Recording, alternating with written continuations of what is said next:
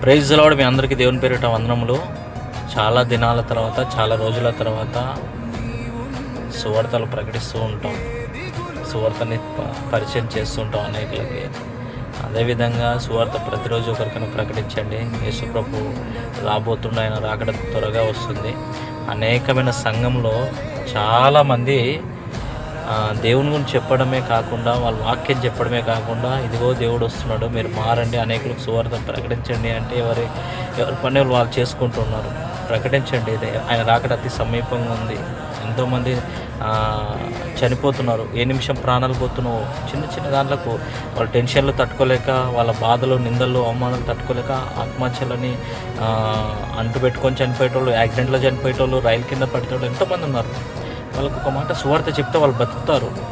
వాళ్ళు యేసుప్రభుని తెలుసుకుంటారు, నిజమైన దేవుడు అని తెలుసుకుంటారు. వాళ్ళు ప్రార్థిస్తే దేవుడు కార్యం చేస్తాడు. మీరు అందరు ప్రార్థించండి, రీల్స్ చూస్తే కాదు, దేవుని పని కూడా చేయండి. ఇక సమయం లేదు. ఇదిగో నేను ఎప్పుడు వస్తానో నీకు తెలియదు.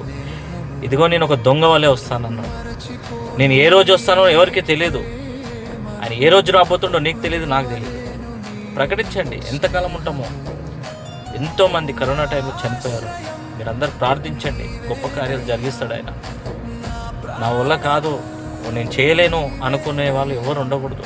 నేను సాధిస్తాను, దేవుని విషయం గురించి కొంతమందిని నేను రక్షిస్తాను, ఆయన పనిలో నేను ఉంటాను, రాకడ వరకు నేను ఉంటాను. ఒక బలమైన తీర్మానం కలిగి ఉండండి. దేవుడు గొప్ప కార్యాలు చేస్తాడు. ఆదివారం ఒకటే సంఘానికి పోవడమే కాదు, ఆదివారం ఒకటే ఏదో వాళ్ళ సొంత పనులు చేసుకోవడం కాదు, ఆదివారమే కాదు, ప్రతిదినము దేవుని పనిలో ఉండాలి. రోజుకి ఒక్కరు చెప్పండి. రోజుకి ఒకరు పక్కంటోనికి, ఎదురుంటోనికి, పక్కలోనికి, మన బంధువులకి, మన ఫ్రెండ్స్